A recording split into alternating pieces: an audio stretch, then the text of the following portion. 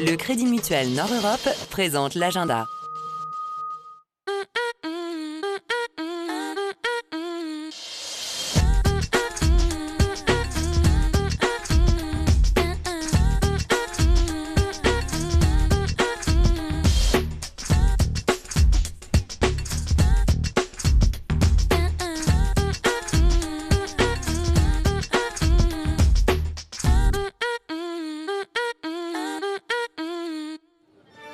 Pour ce numéro, que diriez-vous de partir à l'aventure? Une aventure pleine de mystères et de héros grecs, tout droit sortis des récits d'Homère, vous attend au musée du Louvre-Lens dans une exposition exceptionnelle consacrée aux poètes grecs.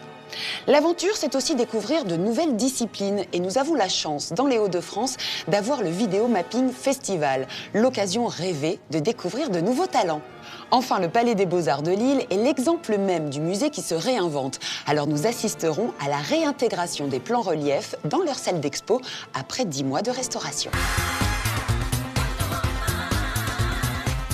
Aujourd'hui, les super-héros sont Iron Man, Hulk ou encore Wonder Woman. Mais avant eux, il y a eu Achille et Ulysse. Ces héros de l'Iliade et l'Odyssée sont attribués à Homère.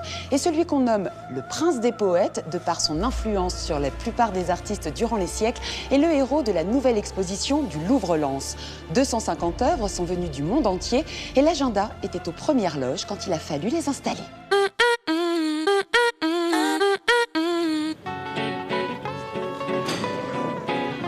Le Louvre-Lens l'affirme, ce sera l'une des expositions les plus ambitieuses jamais consacrées à Homère, le grand écrivain de l'Antiquité. Nous tenions donc à vivre l'effervescence du chantier pour comprendre comment le musée nous donne à voir 36 siècles d'œuvres d'art qui ont inspiré Homère ou qui ont été inspirés par ses récits. Toute la question, c'est de savoir si on peut mettre un spot dessus ou pas avec cette intensité-là. Pas au-delà de 55. 45,3. Donc là, on rajoute un projecteur et puis, Ouais. voilà, on évitera le côté pas éclairé. Je lui ai vendu aussi ça. C'est-à-dire c'est que bon. c'est dommage de ne pas le voir. Après, je comprends, elle me dit qu'il a déjà été prêté. Ouais. Donc voilà, elle ne voudrait pas non plus un dessin très fragile. Voilà, c'est beaucoup de trucs comme ça, d'aller-retour dans tous les sens. Quand on a l'œuvre, on n'a pas le convoyeur. Quand on a l'œuvre et le convoyeur, on n'a pas les hommes. Et quand on a les hommes, enfin voilà. Parmi les 250 œuvres qui arrivent du monde entier, le Louvre-Lens vient de recevoir un tableau du 19e siècle en provenance de la Walker Art Gallery de Liverpool. Tu bloques là, on sait.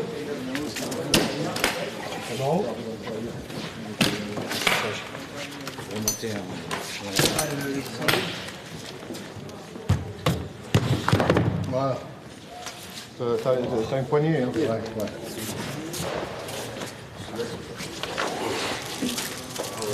Le décaissage s'est très bien passé. D'habitude, on pose souvent les tableaux à plat sur une table pour pouvoir enlever les matières protectrices et vérifier que rien n'est tombé à l'intérieur. Ça peut arriver souvent de la dorure, des morceaux de bois, etc. Ici, l'œuvre était beaucoup trop lourde. C'est pour ça qu'ils ont enlevé d'abord le plastique et qu'on l'a reposé sur mousse. Ramène ici, Olivier. Sachant que l'œuvre est sous verre, donc on n'a pas trop de crainte de soulèvement de couches picturales, etc. L'œuvre est quand même bien protégée. Donc là, le principe, c'est qu'on va d'abord l'installer, parce que l'installation est assez compliquée du fait du poids, des attelles à poser pour soulager justement le cadre. Et avec mon collègue qui vient de Liverpool, on va faire le constat après installation. D'habitude, c'est quand même l'inverse. On constate avant et on installe. Merci. Non, c'est très bien. Super. Thank you again for the... La problématique sur ce genre de tableau, quand on voit à peu près les tailles qu'on a, c'est qu'on ne sait jamais véritablement la taille du cadre. Parce qu'en fait, la question du poids dépend essentiellement de son cadre. Vous l'avez vu, il est quand même très très massif, il est en bois, etc. C'est lui qui fait l'essentiel du poids de l'œuvre. On accompagne. Faut le lever un peu. On lève un peu pour monter les griffes. Ouais, c'est pas mal. Et bonne. Non, il me paraît bien. Honnêtement, il me paraît bien. C'est bien, les gars, du premier coup. On essaie d'anticiper toujours au maximum. Les problèmes, pour se préparer, en avoir le moins possible, mais c'est nature courante d'avoir des problèmes sur le chantier, des choses qui s'ajustent mal, il faut recommencer. Parfois, des verres vont un petit peu se fissurer, donc il faut changer les verres. Antoine, notre monteur-installateur, a refait beaucoup de socles parce qu'en fait, les œuvres, on n'avait pas vraiment la vision 3D comme il fallait, donc elles sont arrivées plus petites, donc il faut les rehausser, les réajuster. Mais on a toujours des restaurateurs présents sur les chantiers, justement, en cas de sinistre. Et s'il y a ce qu'on appelle des maquillages à apporter aux œuvres, ça a déjà été le cas sur quelques sculptures. Et certaines peintures vont avoir quelques maquillages de dorure sur leur cadre parce que ce sont des altérations régulières, qu'un petit peu de dorure tombe. Donc on maquille pour l'exposition pour avoir une esthétique parfaite le jour du vernissage.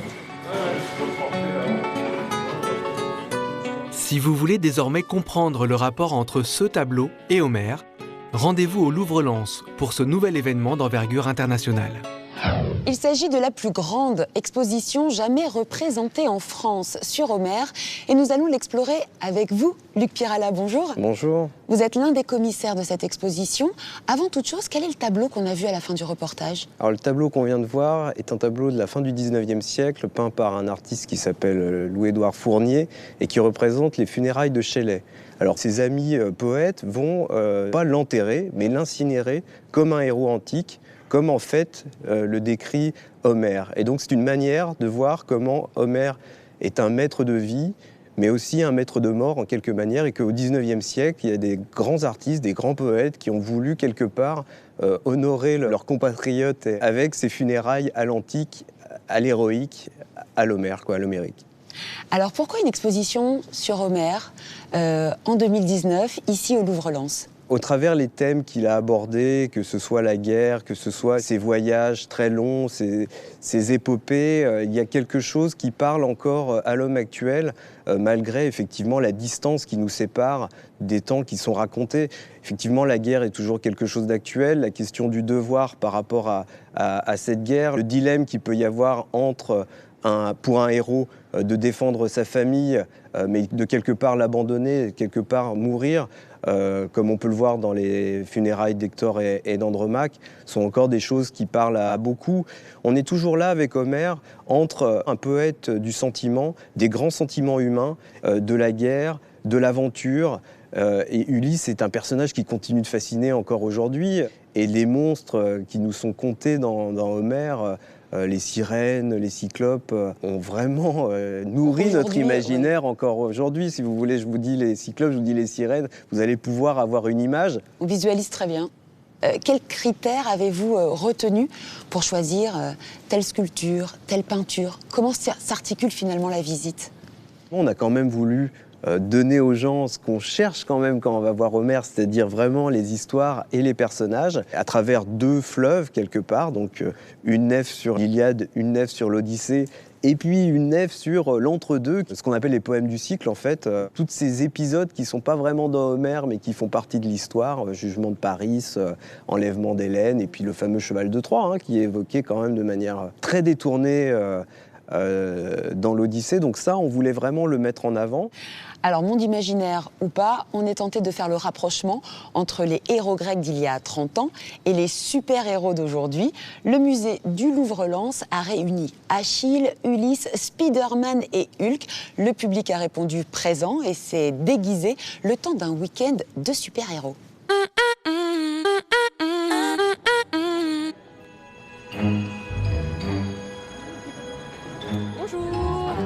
Je suppose que vous venez visiter l'exposition Homère, donc qui est gratuite pour les super-héros aujourd'hui et demain. Ok, merci beaucoup. Bonne visite. Merci à vous. Inviter des super-héros au Louvre-Lens, l'idée est audacieuse, mais pas complètement absurde. Hercule, Achille, Ulysse et tous les héros mythiques créés par Homère y sont déjà. Et même s'ils ont 3000 ans, ils arrivent encore à attirer les fans. Batman peut vaincre Hercule sans souci. Si je devais en choisir un, je dirais Persée. Persée ? Pourquoi ? Persée parce que il y a plein de choses en fait, d'interactions qui ont lieu avec les dieux. En tuant la Gorgone, Méduse, Et il a donné naissance à Pégase, et ce cheval est quand même assez cool. Enfin bref, il a rencontré Athéna, il y a aussi une histoire avec le Kraken, tout ça, enfin libérer une ville. Bon, ça s'est mal terminé plus tard, mais toute son histoire est assez sympa.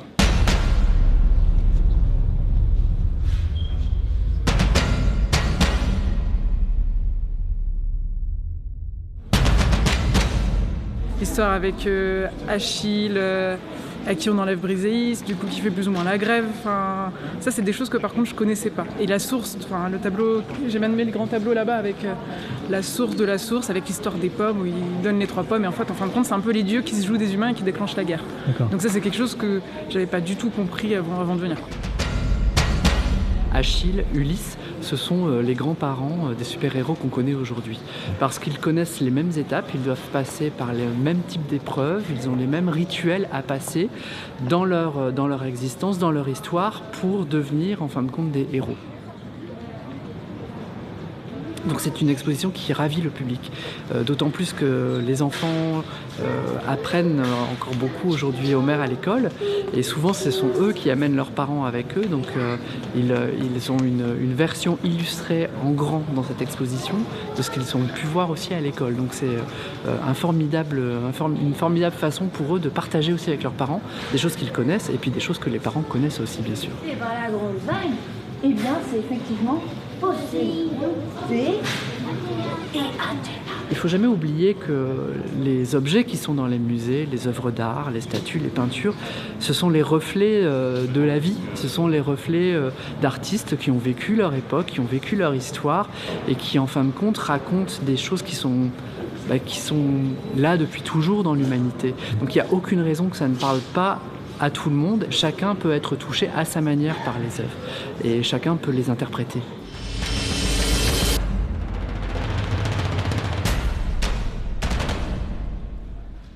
Luc Pirala, ce genre d'initiative comme le week-end super-héros, ça permet d'attirer un public de plus en plus large. C'est un sujet qui nous paraissait véritablement proche de ce qu'on veut faire, c'est-à-dire à la fois quelque chose très sérieux, vous voyez, de la plus haute culture, mais en même temps qui peut être décliné, montré, et j'allais dire vécu d'une autre manière. On est toujours dans un besoin de héros, à la fois chez Homère, et encore aujourd'hui, force en est le pouvoir d'attraction, effectivement, des comics et des super-héros, et de ce besoin d'identification qu'on a encore aujourd'hui à travers ces figures un peu tutélaires, quoi. Quelle est pour vous l'œuvre qui symbolise Homère ou qui symbolise l'influence d'Homère sur l'art ? Alors dans l'exposition, comme vous l'avez dit, on a voulu vraiment montrer à quel point il y avait un désir d'Homère constant, et une des œuvres un peu iconiques véritablement de l'exposition, c'est le portrait de Victor Hugo par Léon Bonnat. C'est un portrait quasi officiel où on le voit assis, accoudé sur un gros volume, et le gros volume, c'est Homère. En fait, il y a une histoire entre Victor Hugo et Homère, et Victor Hugo à la fin de sa vie est le Homère contemporain, quoi. C'est pour tout le monde. Voilà.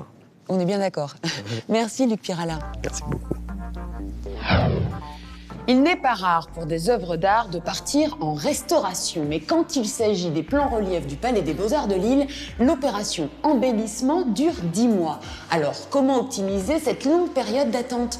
Tout simplement en intégrant le public à cette étape importante, en lui permettant, par exemple, de découvrir l'atelier de restauration.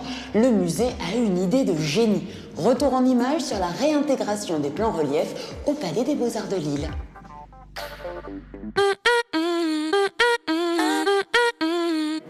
Les plans reliefs pour le 521, s'il vous plaît. On va bloquer l'accès quand on a atteint la jauge maximum de personnes autorisées. Merci. Comment donc le Palais des Beaux-Arts a-t-il pu transformer des maquettes vieilles de plusieurs siècles en stars incontestées du musée ? La réponse se trouve en partie dans l'attention portée au public à chaque étape du grand plan de restauration. Petit retour en arrière. Même pendant les 10 mois de fermeture de la salle, l'atelier de restauration était visible grâce à de grandes baies vitrées. Et près de 5000 personnes ont profité de visites sur mesure au cœur du chantier. Tous les plans sont représentés en théorie au 1/600e, mais à tourner, La cathédrale, en particulier le beffroi, c'est 1/400e. C'est toujours un moment privilégié où on peut approcher ces maquettes, surtout les morceaux qui sont au centre de ces maquettes, qui sont inaccessibles. C'est une découverte, on voit effectivement tous les détails, on voit en finesse les matériaux, on voit la réalisation de ces maisons. Je crois que le public ressort toujours très satisfait de ces visites.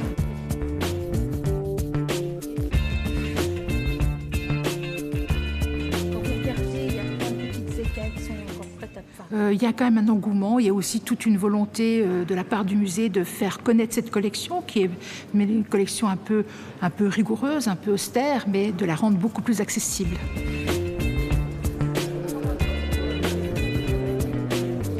Le musée a donc gagné son pari.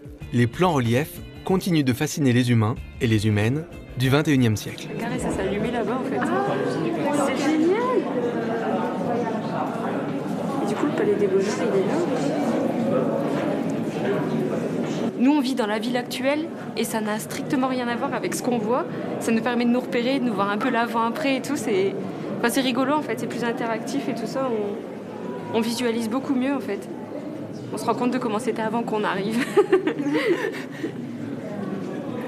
C'est ça le Palais des Beaux-Arts. Ça, c'est la grosse église. Ça, c'est la Grand Place. Ça, c'est quoi? L'île Insula. La ville de l'île vient de Insula qui veut dire île en latin. D'accord. Oui. C'est juste ça qui est sur le plan. C'est absolument méconnaissable. On voudrait s'approcher encore un peu plus, mais bon, c'est pas possible. Il faut préserver les maquettes, mais sinon, c'est extraordinaire. Avec la tablette, on a la sensation de pouvoir toucher un peu la maquette, quoi.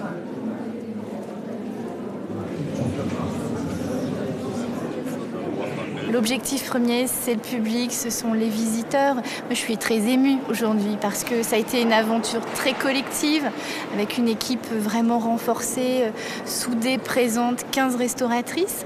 On a tenu le marathon et donc aujourd'hui, c'est l'achèvement de quelque chose, mais c'est surtout le démarrage du département avec ses visiteurs. Tout a été pensé pour passionner le public. Des textes poétiques à l'éclairage, des médiatrices aux outils numériques de pointe, chacun peut désormais se projeter de l'autre côté de la vitre, à l'intérieur de ces maquettes uniques au monde.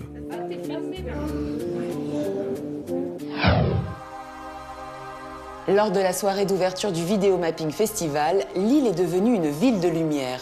Les curieux et les adeptes de cette nouvelle discipline ont pu parcourir une boucle de 3,5 km dans la métropole lilloise et ainsi découvrir une vingtaine de créations d'artistes venant de tous horizons. Alors on retrace le parcours entre l'Opéra, le Palais des Beaux-Arts, sans oublier la gare Lille-Flandre. Et il n'y a pas de doute, c'est beau une ville la nuit.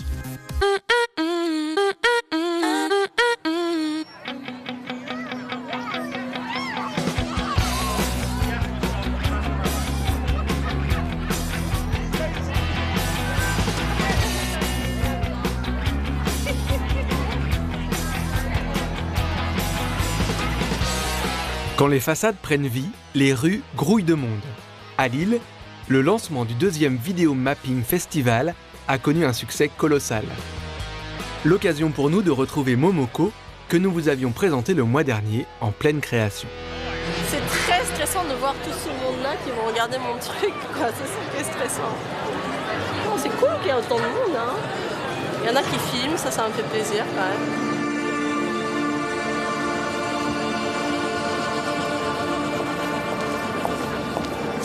C'est la première fois que je fais du mapping, donc je vois ce qui marche pas, c'est très intéressant. C'est impressionnant, mon fils il a eu peur. Il a dit maman j'ai eu peur et tout, donc ça marche.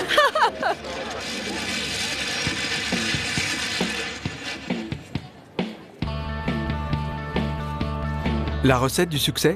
Une vingtaine de créations disséminées dans des lieux emblématiques et élaborées par des artistes, des étudiants et même des enfants de la région. Maman, regarde bien, ça va peut-être être le mien. Croise les doigts, mon chapeau.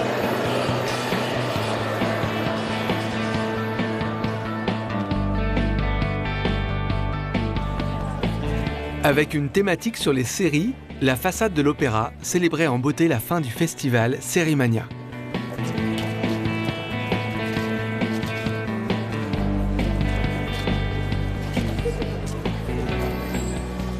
D'autres mappings présentaient des systèmes interactifs avec modification du son et de l'image en direct, comme celui des étudiants de Cambrai.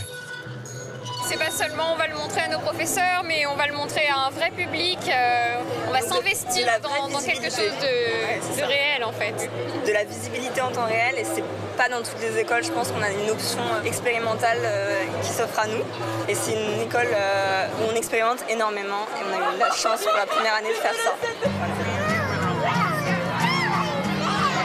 C'est beau en fait. C'est impressionnant, c'est assez immersif en fait. Quand c'est vraiment bien intégré avec le monument, on oublie en fait qu'il y a quelque chose derrière, qu'il y a un bâtiment. On a vraiment l'impression de voir une image qui s'anime réellement.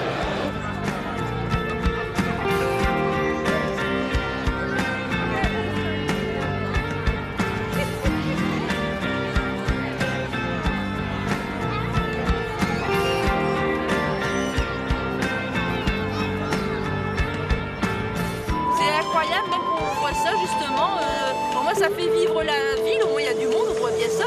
Je disais c'est presque aussi nombreux que la braderie de Lille. On fait le coup, il pleut pas, il fait beau, et c'est bien pour représenter les monuments de Lille.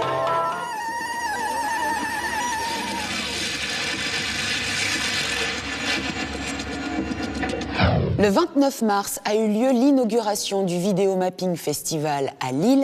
Et jusqu'en août, le festival va voyager dans tous les Hauts-de-France. On va savoir tous les détails avec vous. Antoine Magnier, bonjour. Bonjour. Vous êtes le directeur des rencontres audiovisuelles et le créateur du Vidéo Mapping Festival. Alors, nous sommes installés aujourd'hui dans la salle des fêtes de l'Hôtel de Ville de Douai parce que la ville participe au festival à la fin du mois. Tout à fait. Même l'Aglo participera au festival et on a 3 villes simultanément fin avril, le 26 et 27.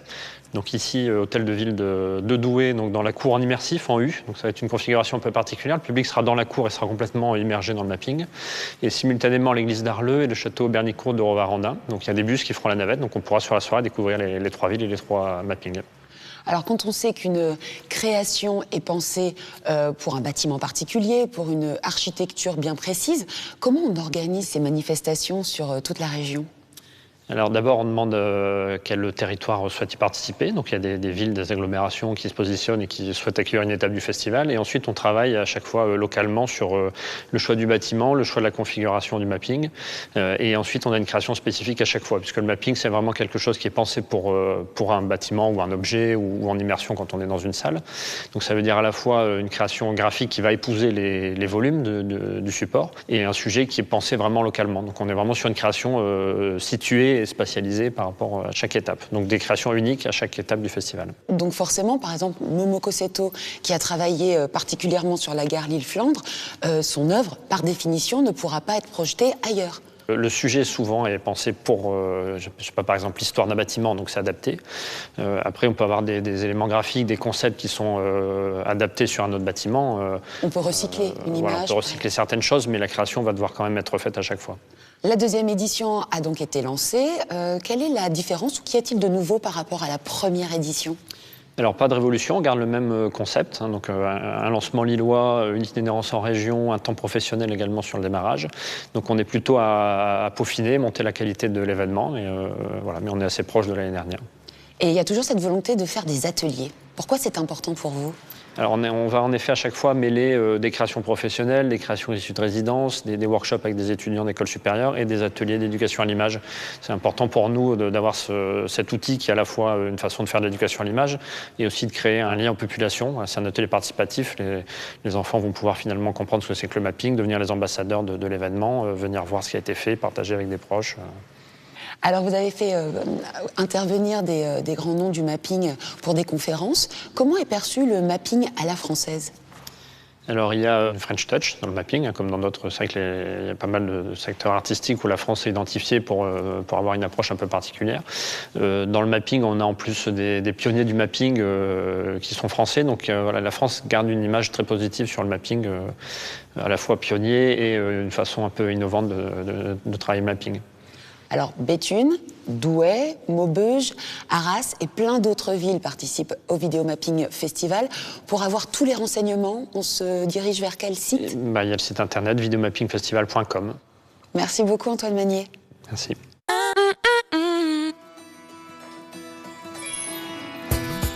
Avant de se quitter, place au coup de cœur du mois et je les ai choisis très colorés parce que nous avons besoin de rêver direction l'Eldorado. Ce pays fabuleux à l'époque des conquistadors est aujourd'hui un festival débordant d'énergie qui démarre avec la parade d'ouverture le 27 avril et qui s'étendra sur tout le territoire pendant 8 mois. L'invité d'honneur cette année, le Mexique. Parce qu'on a besoin de douceur, prenez vos places pour aller applaudir Shawn Booker. L'incroyable vocaliste de Columbus, en tournée exceptionnelle en Europe, passe par la Maison Folie Beaulieu à l'Homme. Vous voyagerez entre le gospel, le blues et la soul le 25 avril.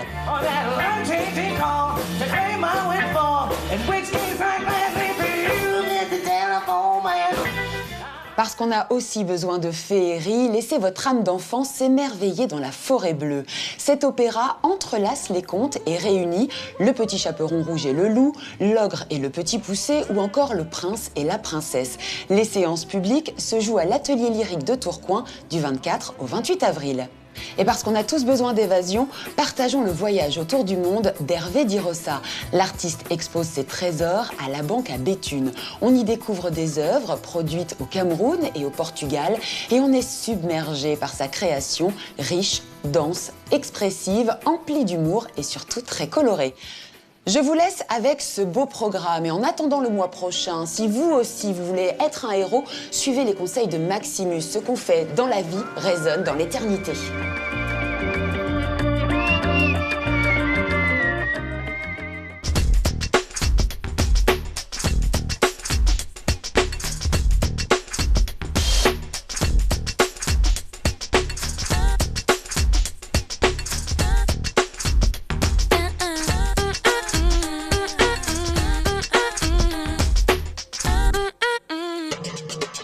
C'était l'agenda avec le Crédit Mutuel Nord Europe.